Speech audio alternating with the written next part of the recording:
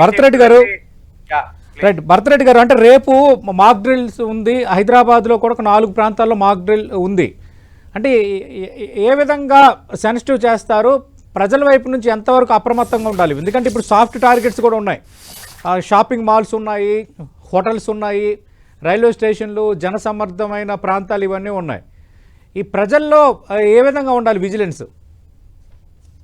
So మీరు I will answer your మీరు ఒక క్వశ్చన్ అడిగారు, సామర్థ్యం ఉందా పాకిస్తాన్ క్షిపణులకి ఇంత దూరం వచ్చి టార్గెట్స్ ని ఛేదించడానికి అని అడిగారు మీరు. అవును అవును సార్. పాకిస్తాన్ కి ఆ సామర్థ్యం ఇవాళ ఉంది. భారతదేశంలో ఏ మూలనైన అంటే దూరం వెళ్ళగలిగే క్షిపణులు వాళ్ళ దగ్గర వాళ్ళు ఉన్నాయి.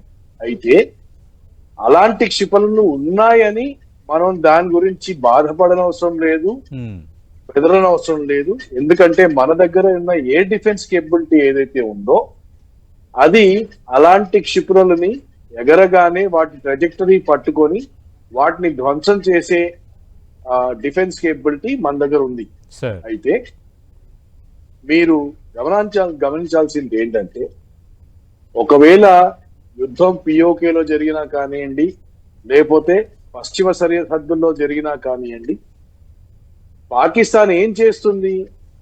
మనల్ని వంచడానికి తమ క్షిపణులని సరిహద్దుల్లోనే కాకుండా మన డీప్ గా ఉన్న ఏవైతే పట్టణాలు ఉన్నాయో, కీలక పట్టణాలు ఉన్నాయో వాటి మీద దాడి చేయడానికి ఒక సాహసం చేస్తుంది. ఇది ఒక ఆప్షన్, ఇది ఒక అజంప్షన్. ఈ అజంప్షన్ రియాలిటీ అవుతుందా లేదా అనేది it is anybody's guess. But as citizens of India we need to stay prepared.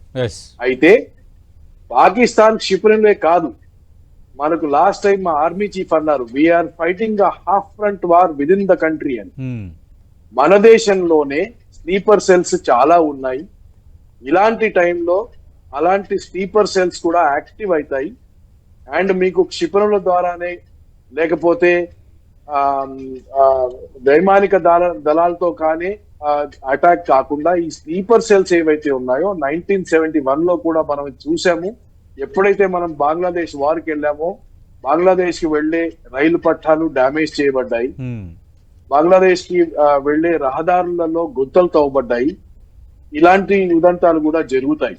We should be alive to it. మనం ఎంత కాదనుకున్నా కానీ మన సమాజంలో చీడ పురుగులు ఉన్నాయి వాళ్ళ, అండ్ అవి కొన్ని దురాగతాలకి తలపడతాయి. సో అవి చేస్తే కూడా దానికి కూడా మనం ప్రతిస్పందించే, అంటే సామాజికంగా పౌరులుగా మనం ప్రతిస్పందించే కేపబిలిటీ మన దగ్గర ఉండాలి. అండ్ ఇప్పుడు ఈ ప్రత్యేకంగా మాక్ డ్రిల్స్ కి వస్తే, I think right now we're going to only practice blackout అంటాం మనం. బ్లాక్అవుట్ అంటే బేసికలీ గ్రిడ్ మొత్తం ఎలక్ట్రిసిటీ క్లోజ్ చేసేస్తారు. అంటే ఎప్పుడైతే ఒక ఎయిర్ రైడ్ జరిగే సంభావన ఉంటుందో అప్పుడు వచ్చే ప్రత్యర్థుల పైలట్స్ ని కొంచెం కన్ఫ్యూజ్ చేయడానికి ఏదైతే టార్గెట్ ఏరియా ఉంటుందో ఆ టార్గెట్ ఏరియా అంతా కూడా ఎలక్ట్రిసిటీ ఆఫ్ చేసేస్తారు. అండ్ ఆ ఆఫ్ చేయడంలో, ఆఫ్ చేసాక మనకు అలవాటు కదా కరెంటు పోతే ఒక ఇన్వర్టర్ పెట్టుకొని లైట్లు వేసుకోవడము, ఫ్యాన్లు వేసుకోవడము, రోడ్ల మీద తిరిగేసేయడము. మనం సిటీ అంతా బ్లాక్అవుట్ చేస్తే కూడా ఉన్న వాళ్ళంతా కార్లు, స్కూటర్లు పట్టుకొని మెయిన్ రోడ్ మీదకి వచ్చి హెడ్ లైట్లు వేసుకొని నడిపించారనుకోండి, ఆ బ్లాక్అవుట్ కి అసలు మీనింగ్ ఉండదు. సో మనకి తెలియాల్సింది ఏంటంటే డ్రిల్స్ ఏముంటాయి.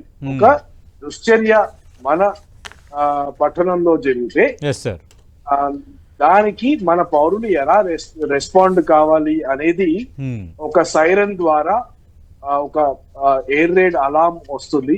ఎయిర్ రైడ్ అలారం వచ్చినప్పుడు గవర్నమెంట్ లైట్ స్విచ్ ఆఫ్ చేస్తుంది, కానీ మనం కూడా ఆ ఇళ్లలో ఉండి పరదాలన్నీ వేసేసి బ్లాక్అవుట్ చేసి అలాగా ఆ ఏరియా మొత్తం కూడా ఎయిర్ నుండి, రైట్ ఫ్రమ్ ద స్కై, కనిపించకుండా చేసుకోవడం మన ధర్మం. That is what I think is the mock drill. అంటే దీనికి కావాల్సిన ఇంకొన్ని కమ్యూనిటీస్ ఉన్నాయి, ఎన్సిసి కానివ్వండి, హోమ్ గార్డ్స్ కానివ్వండి, ఫైర్ సర్వీసెస్ కానివ్వండి, ఎన్ఎస్ఎస్ కానివ్వండి. ఇవే కాకుండా వాలంటీర్ సివిల్ ఆర్గనైజేషన్స్ కూడా కమ్యూనిటీ పరంగా కూడా ఇవన్నీ జోడించబడతాయి దీంట్లో. రైట్. అండ్ ప్రతి ఒక్కరికి దీంట్లో వాళ్ళ రోల్స్ ఏంటి, రెస్పాన్సిబిలిటీస్ ఏంటి. Hmm. రేపు ఒక బాంబు వచ్చి పడింది, ఎస్ సార్. బాంబుని డిఫ్యూజ్ చేయాలనుకోండి, పేలలేదు కానీ అవును. డిఫ్యూజ్ చేయాలి, ఎలా చేయాలి. Hmm.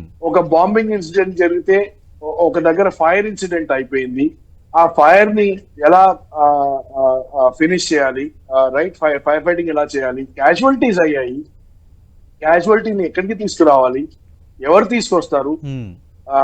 చనిపోయిన వాళ్ళు ఉంటారు, ఫర్ ఎగ్జాంపుల్ చనిపోయిన వాళ్ళని ఐడెంటిఫై ఎలా చేయాలి, ఎస్. వాళ్ళ బాడీస్ ఎక్కడ స్టోర్ చేయాలి.